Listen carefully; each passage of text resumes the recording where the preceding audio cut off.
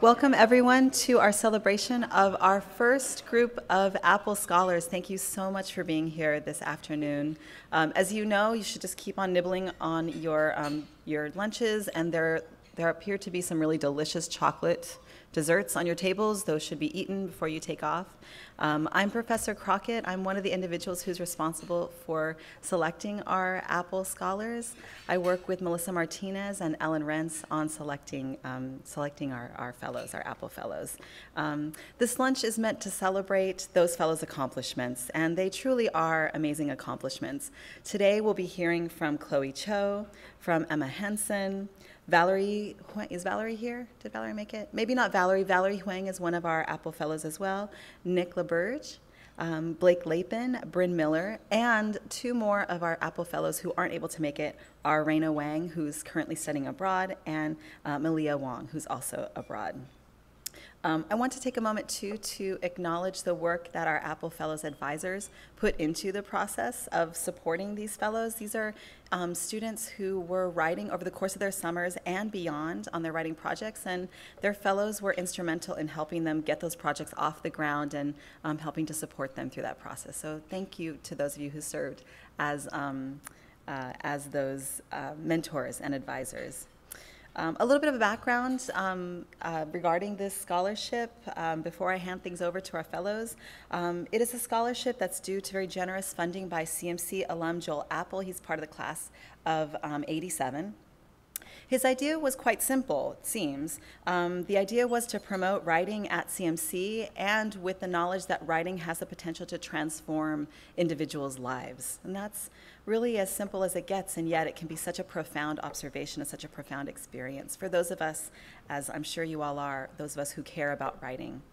The idea is that first-year students will be funded to pursue writing projects during the summer between their first and second years. And during that time, this is an ideal opportunity for them to reflect upon what they're going to do next and to enable writing to help them do that work for them. The first cohort of fellows who we're celebrating today traveled globally. They traveled and worked in Korea. They went to the Iowa Summer Writing Festival, to Cambodia, to Panama, to Morocco, to China, Scotland, New York, and some even stayed even closer to home. Today's lunch, I want to stress, is really a celebration of their transformative experiences, whether they traveled very far away from home or whether they stuck close to home. I would like to turn things over to them and let them tell us more. So if you are one of our Apple Fellows, would you do me a favor and come on up here, have a seat, bring what you want to read to our assembled group here. And I'm going to let you decide who goes first.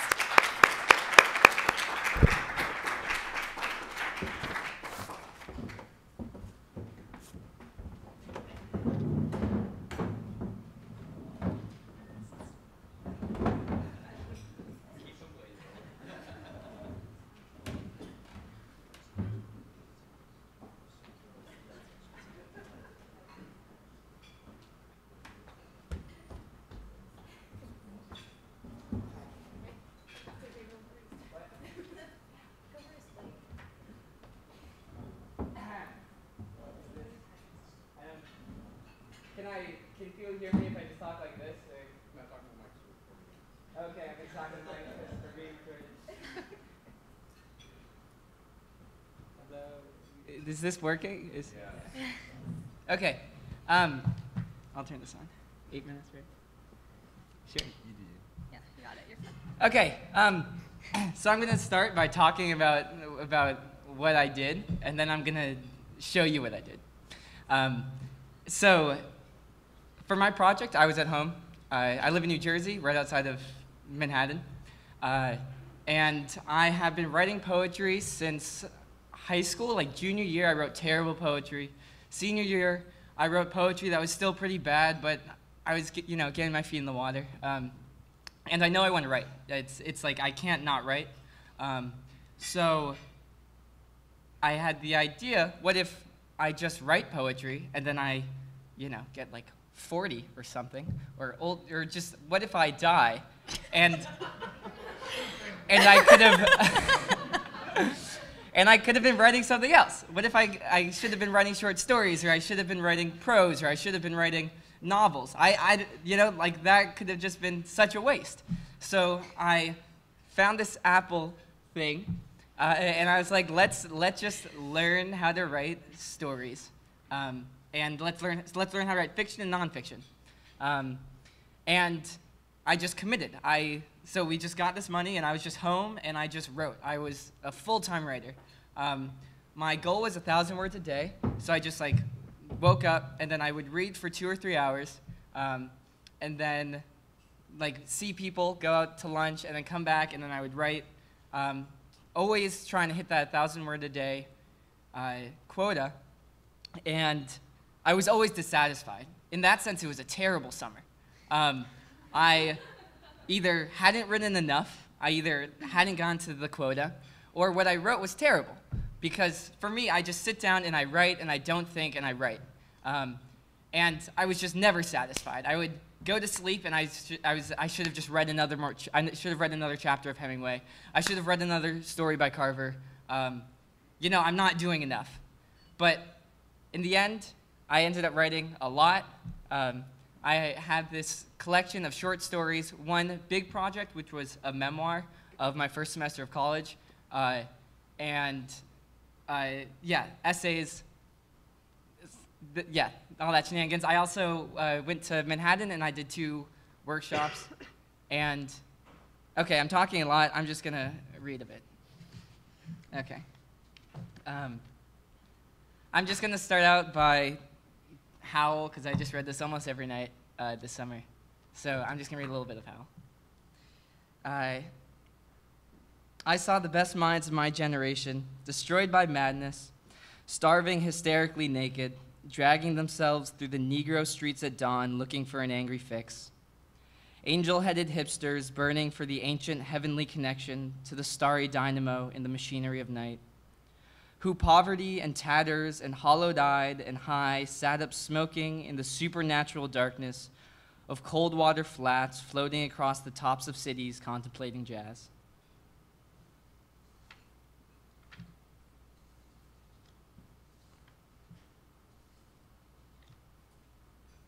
Now I'm going to read a poem. And this I didn't write in the project, but I'm going to read some poetry. It's called Beach Ecology. Truth is swans dancing on boulders by the shore. Hummingbirds squat fly. The ocean bashes on the rocks below the swans, chanting, I am me, I am me. Repeating the notion, I am the sea, I am the sea. A tear leaks out because the toads cannot laugh and falls into a puddle, which would also like to chant, but is too far up on the sand, so it waits to disappear and come back again, to sing I am me, I am me. The pebbles on the beach, feeling the spray from the waves, look at the boulder, with swans dancing, hummingbirds flying, toads crying, and men climbing. Men with majuscule rubber shoes that grip where feet cannot. The rocks, just feet away from the shit-colored boulder, and the altistratus pebbles, would want to be bigger, but they've been suffocated. And why come back when the world has already crumpled you? Now I'm going to read a note to the reader. This is I started my collection with a short story, and then I went to this note. And this talked a little bit about my process. I attempted to write fiction. Everything I wrote was nonfiction. So this describes a little bit about it. And I also couldn't escape from my life. I was just talking about my life. I just couldn't stop. And like college and what this is. So here we go. This is the note to reader. I think I'm trapped in this world of nonfiction because of my poetic experience. Poetry captures the action of emotion. Robert Frost said, "Your fist in your hand, a great force strongly held. Poetry is neither the force nor the check. It is the tremor of the deadlock. It allows you to neither give background about the hand nor the fist and why they are colliding, but it simply focuses on the impact. For me, poetry allows one to notice the significance of nuanced actions. Poetry captures the soul of life. It captures the beauty of it. I can't escape my fascination with life. I can't escape the real because I envy the real. I take a bath in the real, lather myself in the real, and rinse myself in the real. The real is the fortunate, and the unfortunate are the most fortunate. Deluded with self-importance, I think there's grace to each stage in life, and that I, using writing as a tool, am in a unique position as storyteller. I falsely don't believe that fiction has the same value as creative nonfiction. My unshakable and deluded opinion is that fiction can't create better life. I can't help but rejoice in what's real and feel my obligation as transmitter to communicate its vivacity. Most of these stories did happen, and this is self-indulgent. This is also the painful weakness of my poetic past. Because of my sincere belief in life, I can only take the astonishing moments from my own narrative. I suppose that's the limit of all artists. I just do a less adequate job of disguising it. While the story is read, the guidelines are the world, and its words are the truth. It defines the world that exists. Its letters are the reader's reality. Even if the narrator is unreliable, that world is the reader's world, and which is the only world. Therefore, fiction should be able to do the same work as nonfiction. Making something up has the same impact as real events if they are imagined and communicated with enough detail. I understand the flaw in my belief that nonfiction is superior to fiction. Perhaps I believe the details in life that are important and should be celebrated are too minuscule for me to make up. In short, I am lacking imagination or the bravery to try. But maybe if I had the knack of creating situations, I would have had less of a talent of noticing the important ones around me. Maybe when I want to tell stories when I'm older, I'll be able to make them up. For now, I don't have a desire to create stories. The ones around me are too good not to tell. It's my duty simply for being the only one stupid enough to sit behind a computer all day to tell those stories. Because I'm so close to the characters, I may have made the fatal error of becoming too connected. In essence, they are still people and not yet characters. They may not be fully developed, and their idiosyncrasies may not fit the context of the stories. I think with time I'll be able to create a distance that will give rise to individualism. I want to describe this youthful age, this time of self-discovery between dependent and independent adulthood. This is the time when our pre-18-year-old experiences have shaped who we will become, and we begin to implement. With that, I introduce you to characters who attempt to take their learned lines and picked up facts to test the world. Here's the collection that chronicles that period, and it's called After High School. And with my last little bit of time, I'm gonna read you the beginning of my novella memoir-y thing.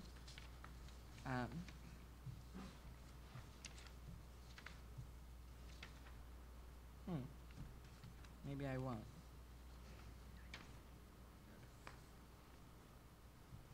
Yeah. I'm not going to because I didn't print it out.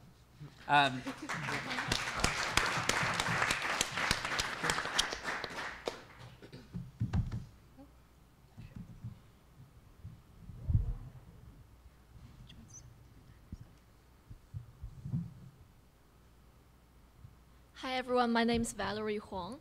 I'm a sophomore at CMC, and during last summer, I would say that's probably one of the most meaningful summers I've ever had during my 20 years life. And then I was so glad to be granted for this Apple Fellowship, and my project is I went to Cambodia. So the capital of Cambodia is Phnom Penh, and the most popular travel city is called Siem Reap, and there's also a seaside city called Sihanoukville. And my journey includes these 3 cities for a 10-week-long trip. So first, I go to Phnom Penh and go to an NGO-supported local school called the Happy School to teach kids computer science, because my major is computer science. And then next, I go to the seaside city, Sihanoukville, for a retreat where it's very different from the Buddhist retreat I've had many times when I was in China. And after that, I go to Siem Reap to taught in another school, but that school is not supported by NGO, and it's very, very different. And after that, I go to another retreat in Siem Reap, and that one is also totally different from the one in Sihanoukville, and that kind of really changed my life. So my writing project is like a little documenting diary novel, and the whole thing is around 60,000 words, but it's divided into like every day. So I'm gonna choose some piece that I found meaningful to read it to you.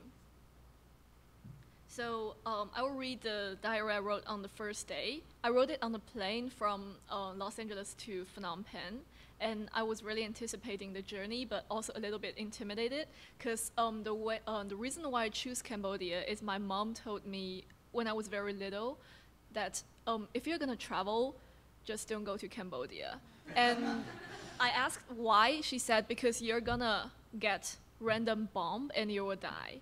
And I feel like that's a very, very unfair discrimination upon a country just because of its part of its history.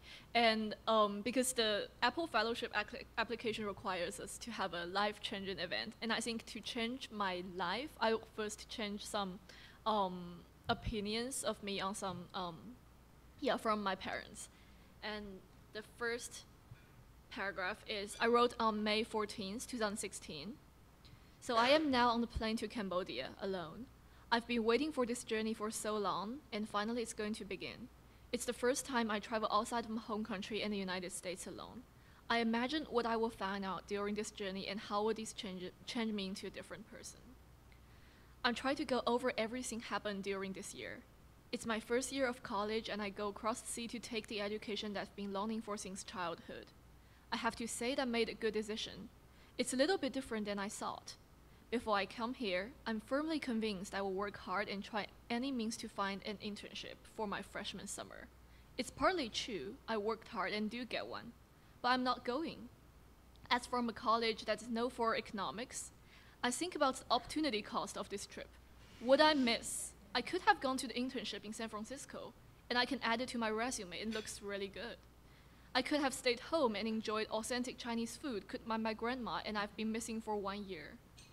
I could have traveled to some old city in Europe and enjoy my last fully free of responsibility summer. However, I choose to go to Cambodia and write about my journey. I'm glad I made this choice, and I think that's what my college education has given me. It makes me to think deeply and take actions. The plane is in turbulence, and so was my mind. With my previous conception of Cambodia, I supposed it's a country where you can smell dust on the streets. I heard there's no washing machines in regular households, and I'm very possible to get malaria if I accidentally drink some water. To be honest, I'm scared, but I assure myself that everything will be fine. I cut my e-visa for Cambodia and sticked it onto a blank page of my passport. It's a pity that I didn't get a real one. I looked on Google Maps that I will be living in a volunteer house, which has a different architecture style from Chinese or American houses. I guess it's Southeast Asia style. I'm excited about other volunteers and their stories. So that is the gem of traveling alone. You meet new people and you get to know them. And then I would settle down in that house and begin my volunteer. So it took about 4 weeks to volunteer in the first school. And I'm not gonna read it every day piece, but like the thing is there are around 10 kids in that school, and it's supported by an Australian NGO. So they're actually the most well-funded school in Cambodia because they get foreign support. And then they have uniforms and meals and teachers from the Western to teach them English and math. They even have a book which called English book, where the staffs or directors of the NGO school wrote the book for their kids to learn. And when I was teaching in that school, I feel like it's better than I've imagined, because the kids are like more clever than I thought. And then when I taught them basic like Microsoft PowerPoint or Excel skills, they are really creative. They use PowerPoint to make like robotic play toys, and then they also use Excel sheets to make to calculate like the average age or preference of food from their classmates, and I was really impressed by that. And I think that so usually when we think about local NGO schools in these countries, we're thinking about like poverty and like they don't have sufficient resources. But that's really different, and I think that's because they have opened their website on Facebook, so Western people can get to know this and go to volunteer in the school. But later, when I go to Siem Reap for that non-NGO supported school, everything changed. So I will jump over and read my story on the Siem Reap school. So that school is operated, owned, and taught by only one teacher. And she's a female. And she grew up very poorly, and she was supported by a priest in a Christian church. So she saw that she had to give back to the society after she grew up. And then her name is Ali, and I wrote something she told me that really impressed me. If I don't tell you that they come from really poor families, you will think them as rich kids. This statement from Ali was very true. When I first saw the kids, I thought they must came from families that were in much better conditions than those I met in Happy School in Phnom Penh. They wore tidy uniforms with clean sleeves and collars, with the low side of the shirt putting into their dresses or pants. Their hair were well combed, and all the girls had ponytails and boys had nice short clean hair. But when I saw them today, I was totally shocked. Today was Saturday, so the kids did not need to wear uniforms. They came here for a shorter period of lessons and listened to Ali for some teachings about personal hygiene and disciplines. I was convinced that they were really from very poor families when I saw them in their own clothes. Many of them were dirty and had lots of patches on them. Out of surprise and curiosity, I asked Ali about what I saw. When they first came here, they were very different.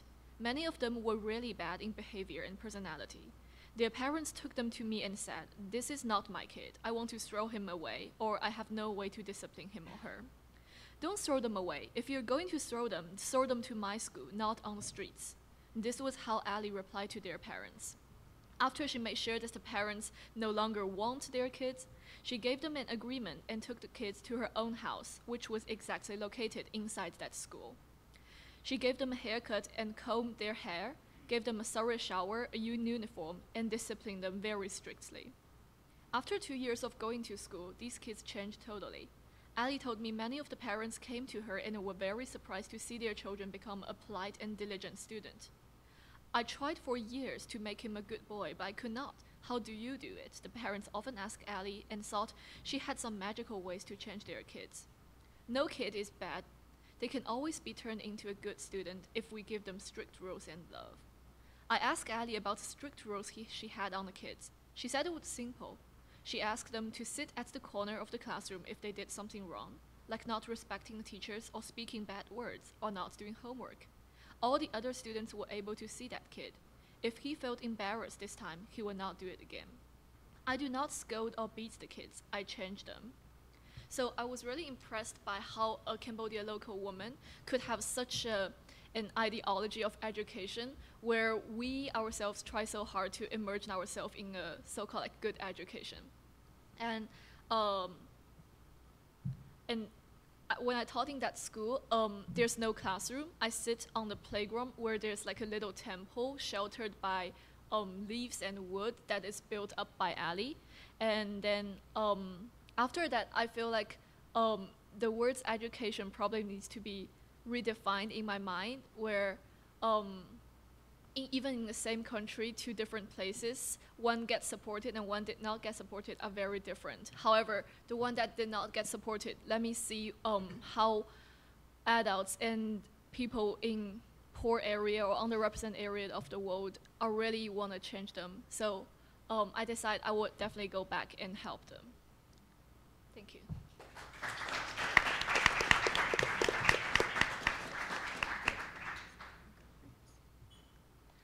Hi, I'm Emma, and I got Apple funding to attend the Iowa Summer Writing Festival so that I could kind of gain some tools and some motivation to finish a novel that I'd been working on for a few months at that point. And shout out to Professor Moffat for being my advisor, thank you. I was writing about the Cuban Revolution. The working title for the novel is Viva. And I am writing about a fictional woman and her relationship with Che Guevara over a period of 10 years. Che was actually born in Argentina, and he went to medical school and graduated medical school in Argentina before traveling through Central America and meeting Fidel and joining the revolution. And so they meet in medical school, and they have kind of an affair that falls apart, and he goes and he marries another person, and she goes and she marries another person. But the book kind of follows how they come together and come apart throughout the 10 years. And eventually, when her marriage is falling apart, she goes to Cuba to help fight the revolution. And it's difficult because they're not the same people that they were when they fell in love. And so this is told from like a romantic relationship, but I feel like it happens in kind of a lot of relationships where it's frustrating when you meet people again because you're not the same person and they're not the same person. So I'm going to read something really quick. It's actually the end of the novel, the last few paragraphs. So it's right after the Battle of Santa Clara, which is the battle that kind of ends the war. They still had to go to Havana at that point, but once the Battle of Santa Clara was won, they knew that they were going to win the revolution, basically. Dasha stood at the window and looked out over the soldiers in the square, singing and celebrating and drinking stolen molasses rum. Ernesto sat and watched her. The sun set behind the city, past those endless fields of sugar cane, and when she squinted her eyes, it looked like the world was on fire. "I've gotten it for you, right here, Ernesto. It's the moon on a string," she said, her voice soft in the tepid silence, and he did not respond. Dasha leaned forward, resting her sternum on the windowsill. She wondered, lazily, why she could never remember the beginning of things, but that every ending was sure to stick around like a poorly healed wound. Back in the times when war was made on horses by men with bows and swords, the Mongols had left their dead naked on an open plain to be picked clean by birds. They thought it freed the soul. Now, in this room, living this wound where she finally felt old, so old her soul was achy, she knew that was what they had been doing for 7 years. From Buenos Aires to Cartagena to Santiago de Cuba. They had been lying their bodies down to be picked clean, freed somehow through subsumption. No one had ever told them that people were just people, and so they spent years making wretched, tragic heroes of each other. Dasha turned to him, looked at the good, familiar face. His hair was too long, and he'd cut the flat of his cheek shaving. It was a scar of red against his skin. "I'm afraid," he finally said, and she laughed, this high, brittle sound that stuck in her throat, but his eyes stayed level on hers. "I'm afraid," he repeated. "Surely you know that you'll always lose a bare-knuckle fight against the world, Vara," she asked. He didn't answer, just reached for the gilded cigar box that sat on the governor's desk. She watched him cut the end with a knife and light the cigar with a match longer than her ring finger. Vara exhaled, twin tusks of smoke obscuring his face. Sighing, she pressed the heels of her palms into her temples, wondering how many times she had done this for him, let him lay his heavy head on her chest. "Come here," she finally said, and he walked to her and sat in the leather chair at her feet and leaned his forehead into her ribs. He held the cigar in his left hand and flicked the ashes under the finely woven carpet. She ran a palm down the back of his skull, through the oil and dirt in his hair. "It's a battle you'll always lose, Vara, but it's also a fight no one expects you to win." There was a long silence, and she wondered if, maybe, they just said everything in the world to each other. "Do you know, Dasha, about the first time I saw you?" he asked, running an open palm across his chin, down his neck. "You were covered in blood. I was walking through that old yellow building at the medical school, and you were in gross anatomy. All the doors were open because it was 90 degrees in December. There was this dead body in front of you, and you were looking down at it so seriously, and you were just covered in blood. Your arms, your apron, there was even some in your hair." He stopped, that palm still rubbing at the pain where his neck met the mantle of his shoulders. He just looked at her, and she felt this great open sadness blooming in her chest. "We were happy in a different life," he said. "Oh, Vara," she muttered, "of course we weren't. We were Antony and Cleopatra in a different life." "Caesar and Cleopatra," he amended. "Caesar conquered more." "Antony lived longer," she countered. "Ah, but they both died young, didn't they?" "Ernesto," she asked. "Yes, Dasha. I'm going home."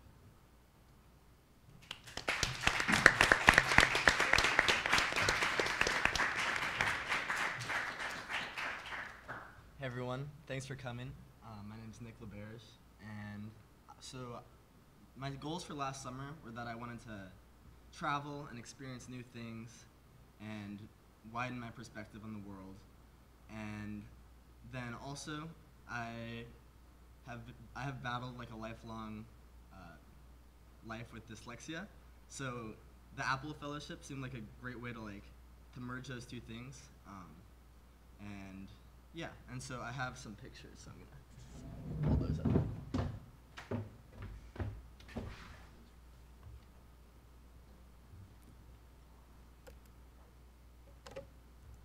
Okay. Hopefully this works. So I ended up in Colon, Panama, in a small town called Buena Vista, right there. All right, and so I worked with a small nonprofit organization called Cambio Creativo that works with a small, marginalized group of people. Well, they're underprivileged group of people who were relocated after a fire about 30 years ago to a small U.S. naval base called Coco Solo, and that was supposed to be a temporary stay, but they ended up staying there for 30 plus years, and then the facilities were totally dilapidated and terrible for living. So I was in Buena Vista, and so this is government funded housing where they were moved, and so I was working with the kids there, tutoring them on their homework, and many of them before moving there hadn't had much experience reading or writing or doing anything with math.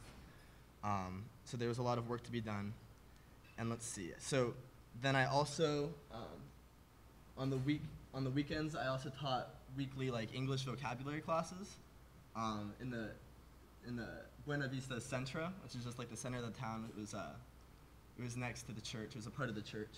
And yeah, and then on the weekends, I'd also explore with friends, and I found that the most valuable parts of my summer experience were actually the friendships I made.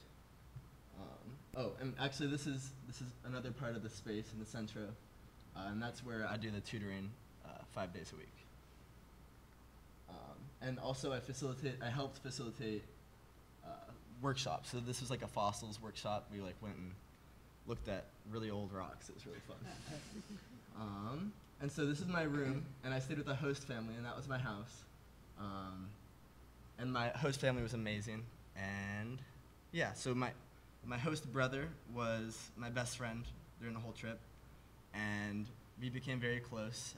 And despite the kind of homophobic atmosphere of Panama, I did come out to him, and he was very accepting. He told me I'm his friend, and I'm his little brother, and that he'd accept me for whoever I was. That was pretty remarkable, I thought. And yeah, so I also, so that's me and Enrique. He's my host brother, and me and him again. Yeah, and then this is me adventuring with friends. So this is Lago Gatun, which is where the Panama Canal, that's where it crosses through. And this is a place I'd run up the hill from Buena Vista, which is down at the bottom of this valley, and spend some time up there. And this is the going away party they threw for me. It was super fun. And so during this entire trip, I wrote daily journal entries. And so for my final project, I kind of drew from these journal entries to kind of write chapters on different themes. And so I'm going to read you something quickly from On Family. And it's about conversations that I had with my host mom, Vicky. So Vicky and I often had long conversations at the Centro when things were moving slowly. After each talk, I became more amazed with her. She was cast out from her home at a young age because her family did not support her decision to continue schooling. Her family wanted help with chores around the rural home and didn't see the point in further education. A school teacher took her in and provided her with housing in exchange for help around the house until she finished high school.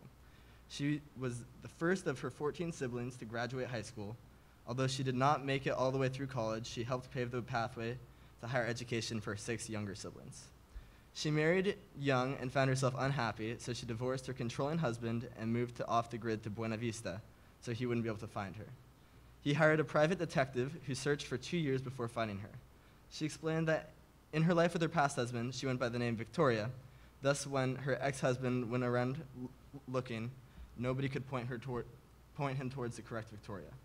As she started going by Vicky, when he finally found her, she was happily remarried. One time, Vicky was when she was a young girl, she was spending a nice afternoon on the shore of a lake, watching her small dog paddle around happily in the water, when a crocodile came out of nowhere and ate the dog right in front of her eyes. As a young adult, she was stabbed on the street. Oh my God, this is serious. She was stabbed on the street by a complete stranger. When it happened, she was able to completely lift her attacker off the ground for a moment before she lapsed into a 15-day coma. She remembers hearing the people around her hospital bed saying that she was a lost cause and that it was time to pull the plug. She made an appeal to God and ended up surviving. And she still has the scars, and she showed me. So she also lost 30 pounds on the dieting health program Herbalife. She proudly explained Herbalife's business platform, which aligned exactly with my understanding of a pyramid scheme. And now she sells a portion of her Herbalife shipments to monthly customers. She claims to make a good sum of money with the program and enjoys being a part of it. So somebody from the United States came to Buena Vista with a $25,000 grant for the community member who came up with the best nonprofit program. She presented her idea for the Centra as a violence-free space, and so that's right here, where kids could play games, take classes, and hang out. Although she did not expect to win, she ended up following through with the project. She loves to work with kids because she believes in the job's importance. Vicky is now phasing herself out of work at the Centro in order to start her new project, an alcohol-free space for teens and young adults to have fun dancing and listening to music. And so in my first week in Panama, I caught a cold that came with a mild cough. After coughing a few times in front of her, it was decided that I had to visit the doctor. No matter how much I tried to explain that it wouldn't be necessary, they told me that I had to check just in case. It was frustrating, but when I took a step back from the situation, I was very touched by their compassion. The doctor prescribed me a decongestant, and it made me feel a lot better. So yeah, I was in amazing hands, and the people I met just blew me away. And so, although I have mixed feelings about my finished written project, I found that the experience as a whole, I deem it just like a complete success, and I wouldn't trade it for anything. And I'm grateful for the Apple funding. Yeah.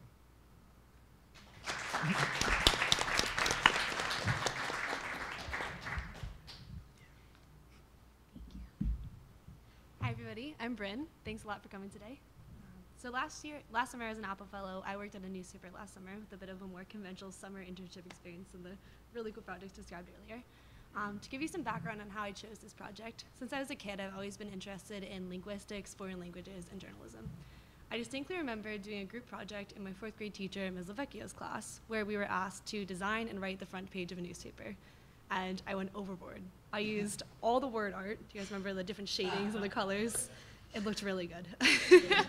And I had my dad, who worked as a journalist out of college, painstakingly go over my papers. And when Ms. Lavecchio gave me back my project, she wrote something to the effect of, "Wow, like you'd be an excellent journalist someday." I don't think Ms. Lavecchio actually meant that, but I took it to heart when I was 10. Since then, I focused on improving both my English and my foreign language skills. After college, I spent a year studying Arabic in Marrakesh, Morocco on a language learning scholarship. And last summer, I wanted to go back to see my friends and to also practice my Arabic, but I also wanted to explore journalism a little bit more. I found an internship at Morocco World News, which is one of Morocco's English language newspapers that's based in the capital. And I hope to spend the summer learning more Arabic, writing a lot, and learning about the day-to-day operations of a newspaper. And I was lucky enough to get funding from the Apple Fellowship to make this summer possible. I don't think any of you really want to hear news from Morocco from 3 months ago. So instead of reading you some of my samples, I'm just going to talk a little bit about my experience there this summer. Once I got to Morocco World News, I discovered that the operation was a little bit less organized than I had imagined it would be, but that was actually great for me. As a freshman, coming out of my freshman year of college, I never would have gotten really good hands-on experience at a more professional news organization. I never would have been able to be actually writing and editing and getting bylines. So at Morocco World News, as one of the few staff members who was a native English speaker, I got really incredible hands-on experience. Since my bosses gave me pretty significant leeway, I was free to cover at least 2 or 3 stories a week of my choice. Relying on mainly Arabic, Spanish, and French sources, with a lot of help from Google Translate, forced me to practice my language skills, and pushing out a couple of stories every day helped me practice my ability to write concisely and quickly in English. By the end of the summer, I was confident enough in my Arabic abilities to go to a nonprofit health center, interview the staff and patients there, take photographs, and write a feature article about the nonprofit. Since my boss gave me a lot of autonomy as long as I edited and produced articles for him every day, I was able to convince him one Friday to let me take the day off to do research to write a feature piece. This research was an awesome overnight hiking trip to climb the tallest mountain in North Africa and write a travel article about it. So by the end of the summer, I had written about 70 published pieces for the newspaper. My experiences this summer also drew my attention to linguistic differences between English and Arabic that provide some really interesting cultural insights. I wrote about these differences in a series of essays for my Apple writing project, and one in particular stood out to me since it highlights not only these linguistic differences, but also some of the reality of journalism. When Michelle Obama and her daughters visited Morocco to promote girls' education this summer, my boss asked me to write a short article on the state dinner that the Obamas attended with the King's family. He asked me to focus on their dresses, since their choice of attire seemed symbolic to him. Mrs. Obama and her daughters were wearing dresses that the Americans would describe as a kaftan-style dress, dresses that definitely strayed from the First Family's normal style. I didn't know how I felt about writing an article about the First Family's dresses, but it was my assignment. However, in Morocco, kaftans refer to a very specific piece of traditional clothing that women wear to weddings. So under my boss's guidance, I wrote an article talking about how the Obamas' visit to Morocco and their decision to wear these kaftan-style dresses was a symbolic gesture of support and commitment to the US-Morocco relationship. But the second that it was published, commenters on Facebook and on the post began criticizing the article, sometimes a little bit harshly. They were pretty mad that this young American girl had, in their eyes, mislabeled one of their most important cultural clothing pieces of their nation. To an American, however, the Obamas were just wearing kaftan-style dresses. This linguistic disconnect produced a controversy that would have been completely unnecessary if I had understood the difference in how the word kaftan was perceived by Americans and by Moroccans. In addition to this linguistic insight, the kaftan incident provided me with a little snapshot into the experiences of a real journalist. Although some of my pieces received positive comments, some were definitely criticized. And it was very useful to learn how to constructively absorb criticism when appropriate and also when to ignore it, which I think is a critical experience for anyone interested in writing as a living.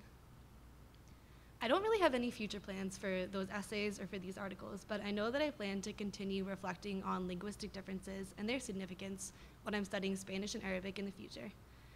My experience in Morocco this summer also renewed my focus on learning more about politics and history, improving my language skills, and becoming a better writer so that someday maybe I'll be able to work in journalism and fulfill my 10-year-old aspirations. Thanks so much to Professor Sturgiopoulos. I don't think she could be here today, but she advised me throughout this whole process and was really helpful, and also to Mr. Joel Apple for making all this possible for us. Thanks for coming.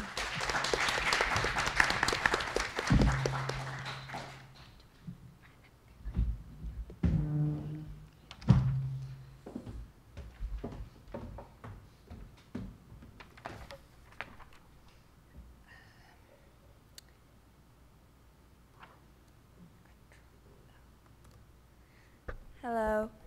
Hi, I'm Chloe, and I'll talk a little bit about my trip in Korea.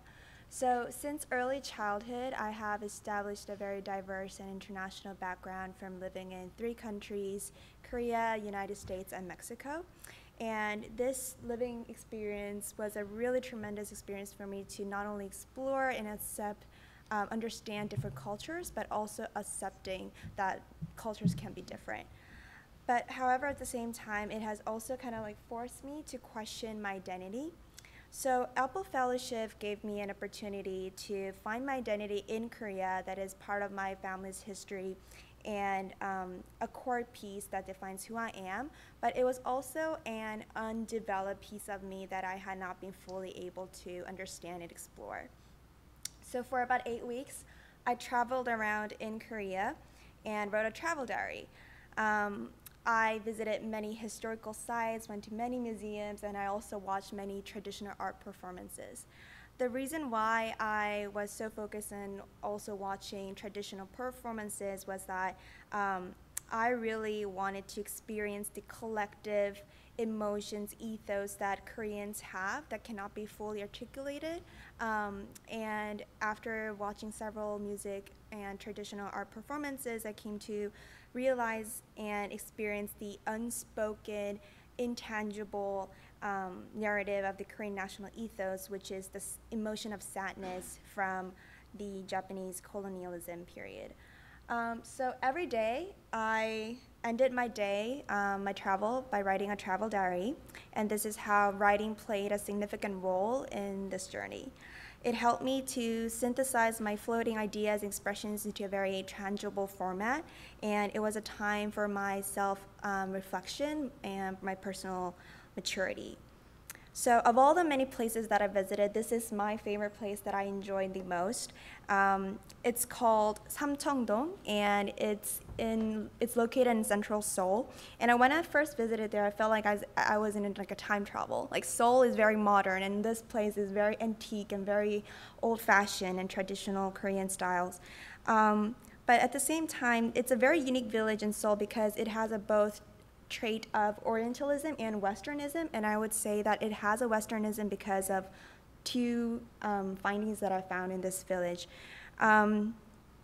Actually, the picture in the top right corner is actually a Starbucks coffee shop. And yes, it's a Starbucks coffee shop. It's the only Starbucks shop in Korea that has its signboard written in Korean. All the other Starbucks in Korea has its signboard written in English, but in this village, it's written in Korean. And when I saw this signboard written in Korean, I did not feel Starbucks to be like a very American coffee shop. It blended so well with this traditional antique village that I was so impressed. And also, if you look at the bottom picture, it looks like a traditional housing, right? But actually, this place is an Italian restaurant. So this Samcheong-dong, this village, is a home to about more than like 100 traditional houses called hanok that were built more than hundreds of years ago, but now they're used as serving coffees and Italian foods, which is so amazing and interesting. Actually, this restaurant is also listed in the Michelin's Guide, a must-go place in Korea. So if you ever visit Korea, please go. It gives, yeah, it's such a great vibe and environment. So I think, so the more I began to explore this village by just like looking at this architectural design and going into art galleries that exhibits Western European handcrafts and also serving Western foods, I came to realize that this village's distinctive characteristic that makes it different and unique from other villages. This realization also made me to reflect on myself and notice how much I tried hard to describe my identity in one word. But after visiting this village and the Italian restaurant, I learned that having this multicultural background defines who I am, and it's not a poison but an asset for me, and it's something that I want to continue to utilize and develop. So after spending 8 weeks in Korea, I'm very proud to say that my diverse background is something that I'm very proud of, and that's something that I want to continue to develop. So I also learned that as long as I have a firm foundation of understanding a country's culture and historical background, I would be able to add and stack new aspects of different cultures on top of my firm base. Thank you for listening, and thank you for giving me this amazing opportunity over the summer. Thank you.